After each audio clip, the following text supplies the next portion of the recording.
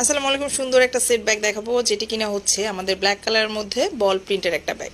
এই যে ব্যাগটা দেখতে পাচ্ছেন, এটা হচ্ছে আমাদের বড় সাইজের ব্যাগ। বড় সাইজের ব্যাগের লংটা আছে 19 ইঞ্চি, খুবই লাইট ওয়েটের মধ্যে, চড়া আছে 11 ইঞ্চি, ডিপটা আছে 11 ইঞ্চি। এই ব্যাগটার মধ্যে আপনারা কতটুকু কাপড় ক্যারি করতে পারবেন?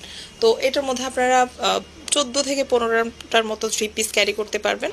আর যদি বাচ্চাদের বা বড়দের মিলিয়ে নিতে চান, সেক্ষেত্রে আরও বেশিও ক্যারি করা যাবে।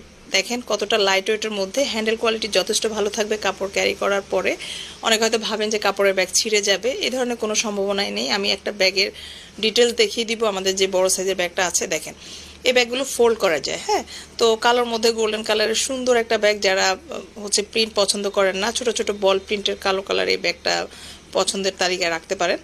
এই যে ব্যাগটা আছে, দেখেন ভিতর সাইডে আমাদের যথেষ্ট পরিমাণে স্পেস আছে, অনেক কিছু আপনারা এটার মধ্যে ক্যারি করতে পারবেন। ভিতরে ছোট্ট করে একটা পকেট দেওয়া আছে টুকিটাকি প্রয়োজনীয় জিনিস রাখার জন্য।